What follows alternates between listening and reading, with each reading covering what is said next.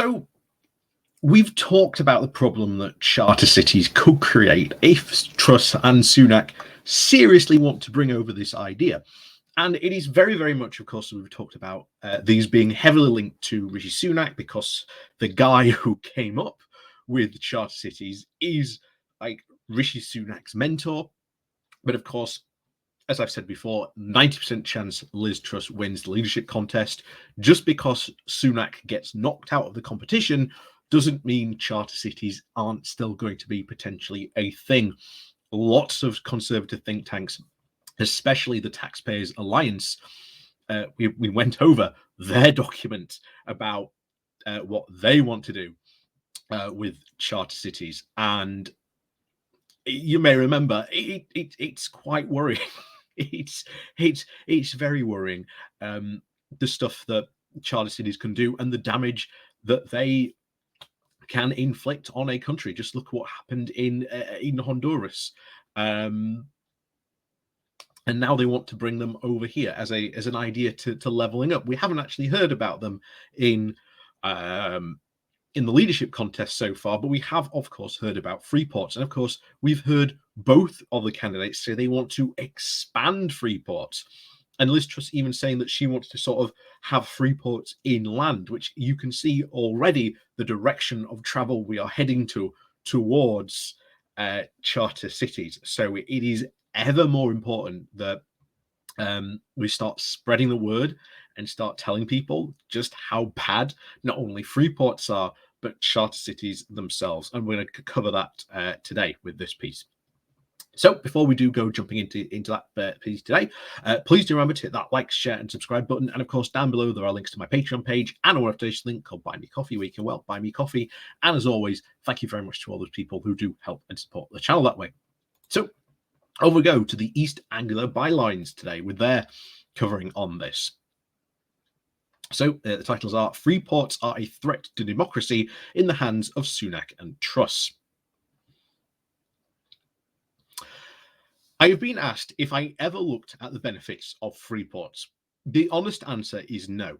But that is because I have never been able to find any such benefits. I have, however, looked at the massive downsides to this idea that both Truss and Sunak support.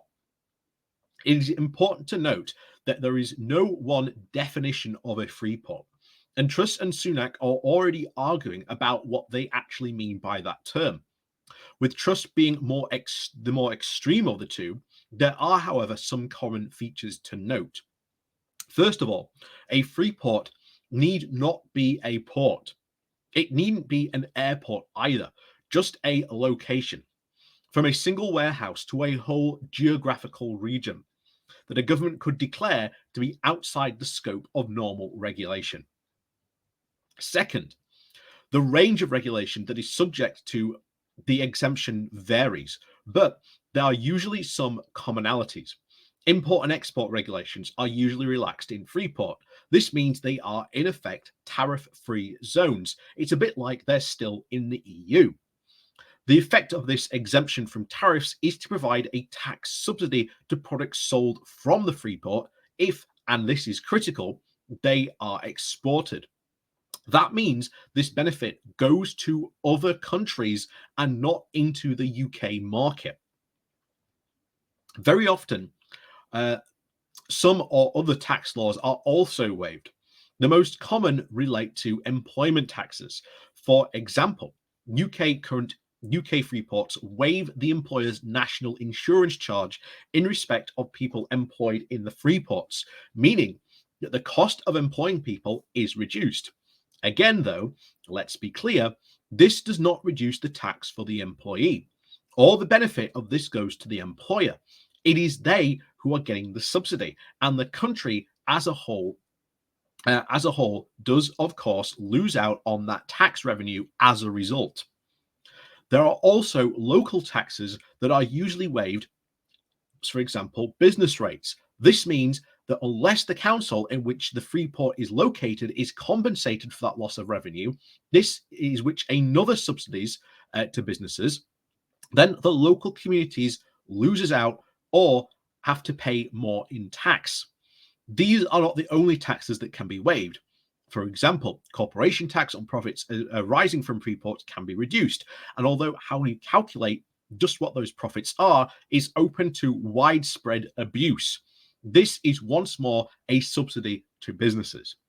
And there can also be exemptions from the other taxes, such as capital gains tax on assets held in freeports. This is currently the appeal of many EU-based freeports because they do have them, which are used to store works of art tax-free because of this exemption. In addition to the tax exemptions, reduced health and safety standards are also permitted in freeports. These put workers at risk.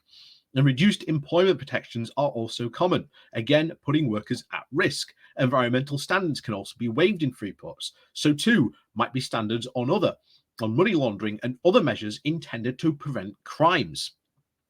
The whole essence of a freeport is then to provide a low regulation environment, not just because of the low law, but also because of the relaxed enforcement. And this is not the only within the freeport, but also on its border.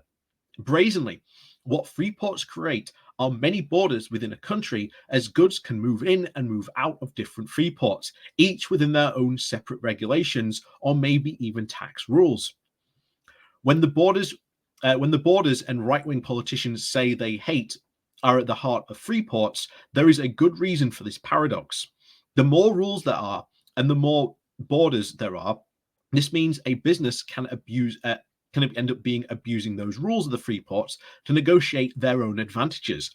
And given that freeports are now usually run by private companies, this abuse is very easily for some companies to arrange, and control of the law within the freeport can effectively be outsourced by a private company. Unsurprisingly, the Organization for Economic Cooperation and Development, which is based in Paris, the UK is a member, has found a strong link between lax regulation in freeports and criminal activity. Shock horror. The criminality is not just related to normal trades. There have been many reported concerns about the use of freeports to trade artworks which are owned by offshore companies as a way for criminal money laundering. And to put the scale of this activity in context, it is thought that there are more than 1 million works of art in just one European freeport, and these other products of supposedly highly collectible value could also be very used for this type of activity. So freeports are linked to lax and potentially unenforceable regulations whose operation is very often outsourced to private freeport operators. This is bad news for law enforcement, as they create an environment where the law is not often known. And worse than that, freeports can create a race to the bottom, in which regulations that they often offer to try and outcompete each other to get businesses to locate in their freeport rather than another one. There is, however, some existing deeply sinister about this race to the bottom, because it is deliberately promoted by right-wing politicians to support their demands for lower taxes, lower regulations, and fewer employee protections, and so on. But am I being too negative? Do freeports actually encourage growth as their proponents claim? There is no evidence for it. And the best evidence that there might be to it might encourage jobs to them, that they move into the freeports from the outside of them. But there is no evidence that freeports actually create even new jobs or growth. That is why the Tories scrapped the previous experiment with them in 2012. They simply did not work for the economy as a whole. But that may not be why Truss and Sunak are promoting them. If their aim is to provide a state subsidy to chosen businesses, then they do work. If their aim is also to undermine regulation, then freeports are really good at that too. And if their aim is to shift the tax burden away from employers who get all the benefits of a freeport onto employees who usually get no benefit from the freeports at all, but may have much lower employee rights, then that's a definite. Then they definitely work. But they do not, of course, work for society as a whole, as a bung the freeports provide to the companies that use them come from somewhere. And it is reduced taxation paid to central government. So the pressure on public services are only made worse by freeports, which are then designed to make as little contribution to the common good as they can. Why then are Truss and Sunak so keen on something that has been not worked previously, around which the world are generally seen as dangerous to well-being? The only explanation is that they do not care about anything or the bungs that their friends and undermining of the state. This is where the modern Conservative Party is. It is utterly indifferent to ordinary people. In fact, it does everything it can to make life as tough for them as possible, while at the same time, it does everything it can to help its chosen friends. And Freeports undermine the integrity of law and regulation in the UK, reduce taxes for employers but not employees, and usually end up with workers far more vulnerable than they are in the rest of the country.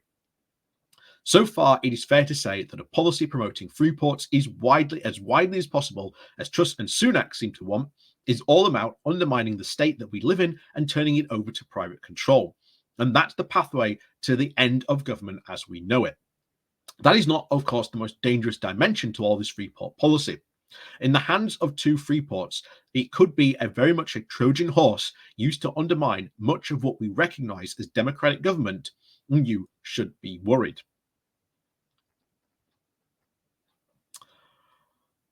So, yeah, this is this is actually worth pointing out the editor's note here. So, Freeport East in East Anglia is one of the 8 Freeports announced by the government. The tax-free port is centered around Harwich in Essex and Firstone and sort of Gateway 14 in the Slough Market, Suffolk. Gateway 14 is billed as the largest business park in East Anglia, and a further Freeport customs sites meeting the criteria can, in the future, be designed to be at any location within the wider Freeport East boundary, which can encompass both Ipswich and Colchester. So, yeah, we should be incredibly worried by these Freeports, incredibly worried. And to be honest, I would really hope Labour should actually start speaking out against these Freeports because they don't work. Even the Conservatives, as it said there, back in 2012, was saying, yeah, Freeports don't work, so we're going to close them down. And now they're going, oh no, Freeports. This is an amazing attack angle, which I think Labour need to go in on, and they're not. So I would really encourage Labour and other people to start speaking to their MPs, sending their MPs letters about Freeports. If there's a Freeport opening in your region, tell them you don't want it. I've just explained to you why you don't want it in your area, in your region, that it's going to be an absolute disaster. So yeah, spread the word, start spreading it, because we need to start sounding the alarm bells now rather than later when we have these Freeports and they're causing all kinds of problems for the UK. So, as always, thank you very much for watching. Please do remember to hit that like, share, and subscribe button. And of course, down below, there are links to my Patreon page and a one-off day link called Buy Me Coffee, where you can buy me coffee. And as always, thank you very much for watching, and we'll see you all next time.